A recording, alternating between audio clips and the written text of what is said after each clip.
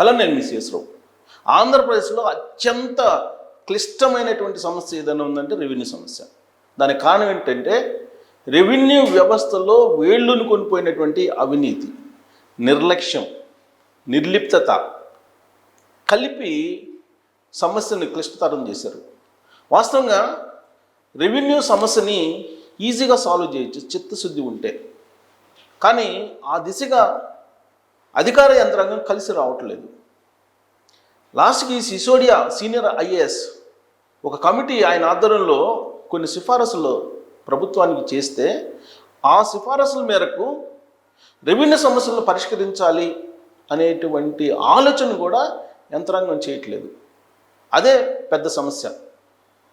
Corruption అనగానే first గుర్తొచ్చే department revenue department. ఒక విఆర్ఓని కానీ ఒక ఎంఆర్ఓని కానీ ఏసీబీ వాళ్ళు ట్రాప్ చేస్తే కనీసం 500 కోట్ల నుంచి 1000 కోట్ల వరకు ఆస్తులు ఉన్నట్టు ఈ మధ్యకాలంలో రైడ్ చేసినటువంటి వాళ్ళ దగ్గర గమనించినటువంటి ఆస్తుల వివరాలు. అంటే ఏ స్థాయిలో రెవెన్యూలో అవినీతి ఉందో అర్థమవుతుంది. ఇప్పుడున్నటువంటి ప్రభుత్వం రెవెన్యూ సమస్యలను మొత్తాన్ని సార్ట్అవుట్ చేయడానికి ల్యాండ్ గ్రాబింగ్ యాక్ట్ తీసుకొచ్చింది. అంతకుముందు land titling act Jaganmohan Reddy గారు తీసుకొచ్చారు.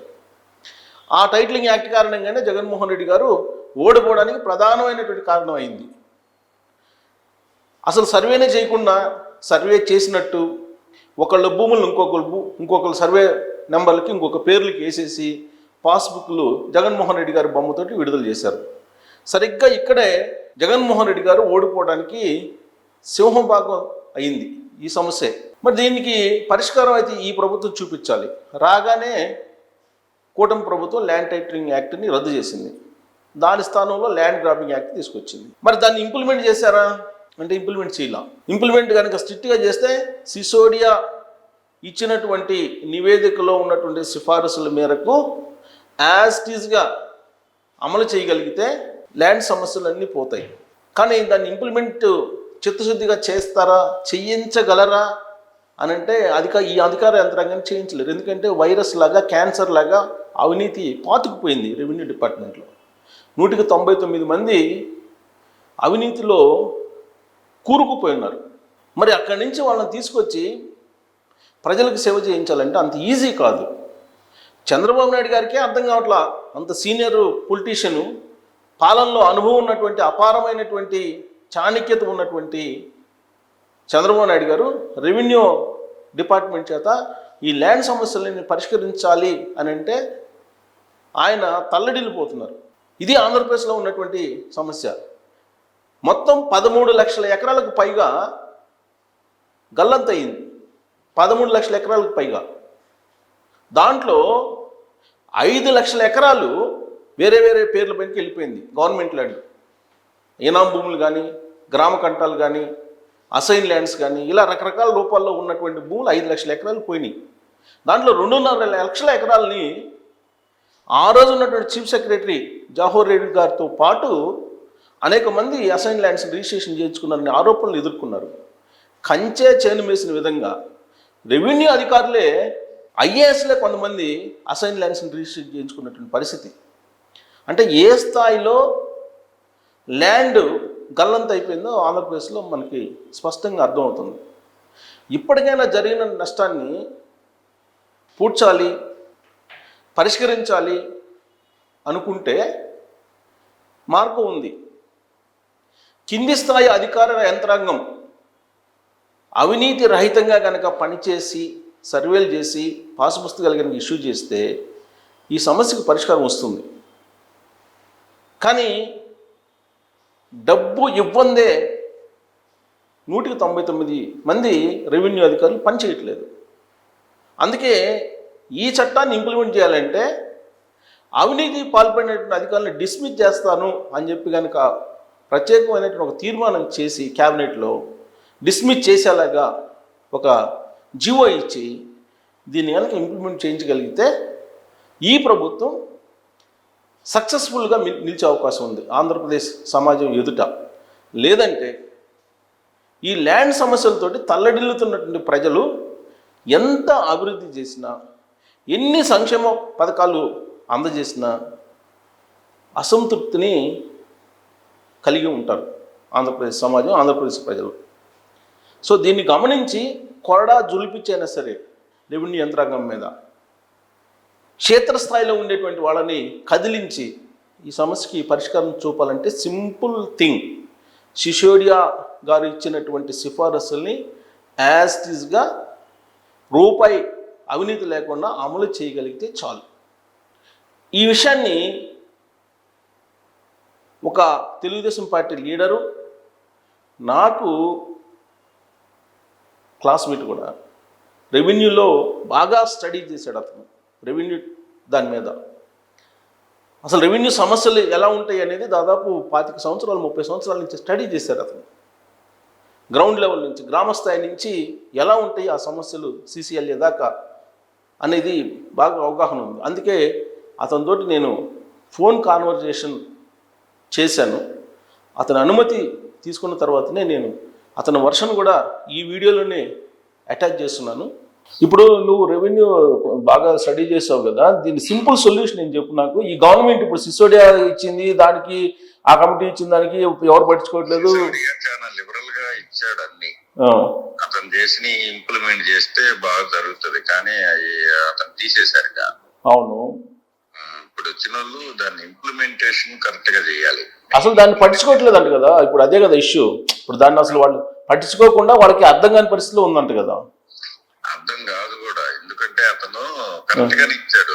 ఫీల్డ్ లెవెల్లో ఉండే ప్రాబ్లమ్ సాల్వ్ అయ్యేదానికి అతను యాక్ట్ లో పెట్టాడు మొత్తం.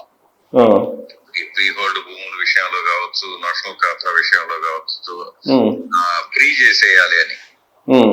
అంటే రెవెన్యూ వాళ్ళకు కూడా సంబంధం లేకుండా, MRO వాళ్ళకు కూడా డైరెక్ట్ గా ఇంకా రోజు తిరిగి డబ్బులు అవసరం లేకుండా గవర్నమెంటే చేసేసేటట్టు ఇచ్చాడు. అవి ఎవరికి నచ్చట్లేదుగా.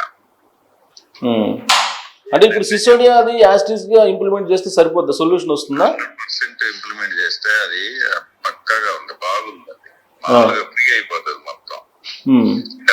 డబ్బులు కూడా ఇబ్బంది, అది వాళ్ళకి అవసరం ఉంటుంది, అధికారులకి ఇవ్వాల్సిన అవసరం లేదు. యాక్ట్ అప్లై అక్కడే ప్రాబ్లం వస్తుంది. ఎమ్మెల్యేలు మా దగ్గరికి రావట్లేదు, MROలు మాకు డబ్బులు రావట్లేదు అని దాన్ని పక్కన పెట్టారు. ఆ గవర్నమెంట్ లో దాన్ని ఇంప్లిమెంట్ చేయాలి. ఆ గవర్నమెంట్ పోయింది, ఆయన యాక్ట్ ఇచ్చింది అంతా ఎలక్షన్ ముందే కదా. తర్వాత ఈ గవర్నమెంట్ వచ్చిన తర్వాత దాన్ని ఇంప్లిమెంట్ చేయాలని చూస్తే దాన్ని వీళ్ళందరూ మోకాలంటారు. ఇప్పుడు లేని డిస్ప్యూట్ వాళ్ళే క్రియేట్ చేశారు కదా మొన్న. ఇప్పుడు యాక్చువల్ గా ఆన్లైన్ అయినప్పుడు ఇవన్నీ క్రియేట్ అయినాయి. ఇప్పుడు అంతకుముందు చేతితో రాసేటప్పుడు లేవు ఇవన్నీ. అవును, ఎవరి పొలం వాళ్ళు మున్సిపల్ కరెక్ట్ గానే రాశారు. ఈ ఆన్లైన్ చేసేటప్పుడు అది తెలియదు కదా, ఆడు కూర్చున్నాడికి డబ్బులు ఇస్తే వాడు పేరు ఎక్కాడు, వాళ్ళ లోన్లు కూడా తీసేసుకోమన్నారు. అవి చాలా ఉన్నాయి ఆ కేసులు. ఇప్పుడు ఎలా మరి దాని సొల్యూషన్ ఇప్పుడు ఏం అసలు సరి చేయగలరా? ఇప్పుడు సపోజ్ నాదే తీసుకో, సరి చేయాలంటే గవర్నమెంట్ ఎవరు ఒత్తిడికి లొంగకుండా సిసోడియా ఇచ్చిన దాన్ని రూల్స్ ని 100% ఇంప్లిమెంట్ చేస్తే మొత్తం సాల్వ్ అయిపోతాయి. ఇప్పుడున్న పాస్బుక్ మొత్తం రద్దు చేసి August 15కి QR కోడ్ తో ఏదో కొత్త పాస్బుక్ వస్తాయంట. అవి ఇస్తారంట. ఇస్తారు, కానీ 10-1 అడంగులు ఇవ్వట్లేదు కదా. ఇప్పుడు 10-1 అడంగులు ఇప్పుడు ఆన్లైన్ లో దాన్ని బేస్ చేసుకొని ఇస్తున్నారు. 1B కూడా అంతకుముందు ఈ ఇష్యూ చేశారు కదా పాస్ పుస్తకాలు, అప్పుడు ఆన్లైన్ లెక్కిచ్చారు కదా, దాని ప్రకారం ఇస్తున్నారు కదా. అవును, 1B అడంగులు పాత దాని ప్రకారమే ఇస్తున్నారు. దానికి 2 రకాలు, ఇప్పుడు రీసర్వేలు అన్నా తేలాలి, లేకపోతే నువ్వు అన్నట్టు కంప్లైంట్ ఎవడైతే నా ల్యాండ్ ఇబ్బంది ఉందన్నోడన్నా సాల్వ్ చేయాలి. ఇప్పుడు అందరికి ఇబ్బంది క్రియేట్ చేశారు కదా అప్పుడు వాళ్ళు. అందరికీ లేదులే, కొంతమంది అంటే ఇప్పుడు నేషనల్ ఖాతాలో ఉన్నాయని కొన్ని పెట్టున్నారు. దాదాపు ఒక ఊరికి ఒక 50-60 ఖాతాలు ఉంటాయి.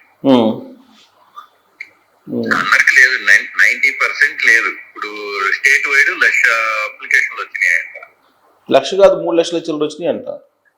అవి మొత్తం ఓన్లీ రీసర్వేకి సంబంధం లేని, రీసర్వే చేసినట్లు 2 లక్షలు వచ్చింది.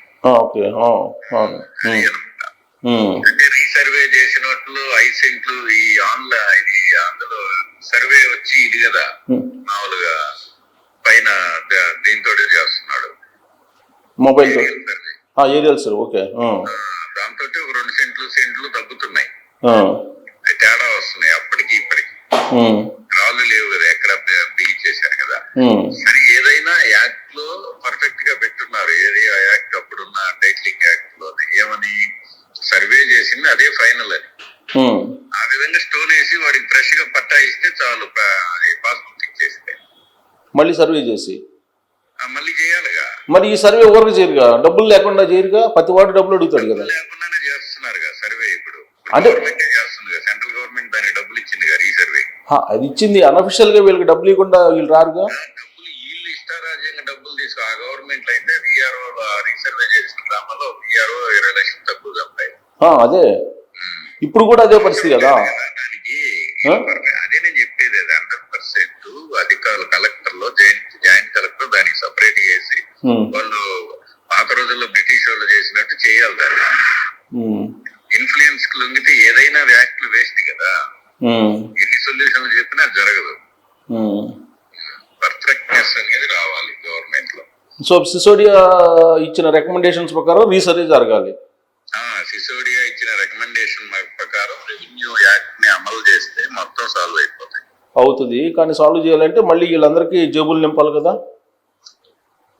ఎవరికి అన్అఫిషియల్ గా వీళ్ళందరికీ ఎవరికి అవసరం ఉండదు. వాళ్ళు కరెక్ట్ గా ఇంప్లిమెంట్ చేస్తే ఒక్కడికో రూపాయి ఇంప్లిమెంట్ చేస్తే, కానీ గ్రౌండ్ లెవెల్ లో ఇంప్లిమెంటేషన్ వాళ్ళు చేయరు కదా. గవర్నమెంట్ నుంచి ఒత్తిడి చేస్తే ఎవరి కోసం చేస్తారు? సస్పెండ్ చేసి అవతల పడేస్తాం అని చెప్పి ఒక మాట చెప్తే అదేముంది. ఇల్లు ఇంకా దాంట్లో మినిస్టర్లు ఎమ్మెల్యేలు కూడా ఎక్స్పెక్ట్ చేస్తున్నారు కాబట్టి పెద్ద పెద్ద ల్యాండ్ ఓన్లీ అధికారులదే కాదు, దీంట్లో పొలిటికల్ వాళ్ళు కూడా మన దగ్గరికి రాలేదనే వాళ్ళు రెవెన్యూ అడ్డం పెట్టుకొని ఆ గవర్నమెంట్ మంత్రికి ఇల్లు కూడా చేయాలి ప్రజాప్రతినిధులు. అట్లా కాకుండా ఎవరి పని వాడు చేసుకునే విధంగా కల్పించాలంటే దాన్ని 100% ఇంప్లిమెంట్ చేయాలి. ఈ సిసోడియాని ఎందుకు మార్చినట్టు అసలు ఇప్పుడు? ఆయన దాంట్లో అదే ఆ ఫ్రీ హోల్డ్ దాంట్లో ఆయన ఇష్టారాజ్యం గౌరవించాడు.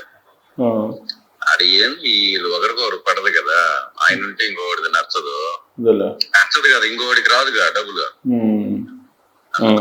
అంతా జరుగుతున్నాయిగా వాళ్ళల్లో. ఐఏఎస్లో వాళ్ళ ఇంటర్నల్ ప్రాబ్లమ్స్ గవర్నమెంట్ కి ఆపాదిస్తున్నారు. ఇప్పుడు జరిగేదంతా అదే. ఐపీఎస్ లో ఆ గవర్నమెంట్ లో ఐపీఎస్ లో జరిగింది అదే, ఈ గవర్నమెంట్ లో ఐఏఎస్ లో జరిగేది. ఒకరి కోడు పడకుండా వాళ్ళు గొప్ప చేసుకుంటున్నారు. గవర్నమెంట్ వీళ్ళు మన వాళ్ళు పేపర్ లో చెప్పేది కానీ ఇంప్లిమెంట్ కాడికి వచ్చేసరికి నీళ్లుగా ఉంది. అదే అవును, అక్కడ గవర్నమెంట్ కి నెగిటివ్ వస్తుంది. ఆడేమో సాల్వ్ అయిపోయింది అంటారు, ఆడేమో ఏది సాల్వ్ కాదు. అధికారులు పూర్తిగా సహకరించట్లేదు కింది స్థాయిలో పూర్తిగా. వాళ్ళంతా విఆర్ఏల నుంచి వచ్చారు, వాళ్ళకి సబ్జెక్ట్ లేదు. వాళ్ళ నాయకులు పోయి ఏది రాయమంటే అది రాసిస్తున్నారు. ఎంఆర్ఓలు చూసి అందరూ అసలు వర్క్ తెలిసిన వాళ్ళు లేరు. ప్రతి ఆఫీసులో ఆర్డీఓ ఆఫీస్ గానీ కలెక్టర్ ఆఫీసులో ఎప్పుడో మనం సర్పంచ్ గా 95లో మన ఆర్డీఓ గారు వాళ్ళతోటి పనిచేసిన అధికారులు వాళ్ళు పెట్టుకొని చేస్తున్నారు రాసేవాళ్ళు లేక. రిటైర్డ్ అయిన తర్వాత వాళ్ళని కంటిన్యూ చేస్తున్నారు. అది పరిస్థితి.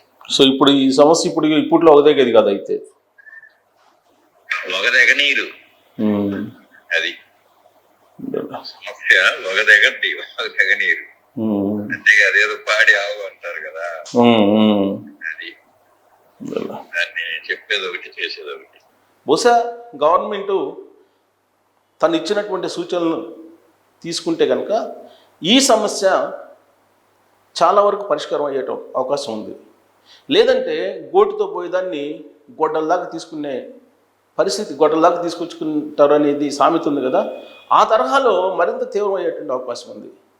ఈ రెవెన్యూ సమస్యకి ఫుల్ స్టాప్ పెట్టాలి. పెట్టకపోతే 199 మంది ప్రజలు ఈ సమస్యతోటి ఇబ్బంది పడుతున్నారు, రెవెన్యూ సమస్యతోటి. మీకు ఇంకా అడిషనల్గా ఏదైనా ఐడియాస్ వస్తే ఈ సమస్యకి పరిష్కారానికి మీరు కూడా ట్రోల్స్ రూపంలో ఐడియాస్ని షేర్ చేయొచ్చు. Thank you.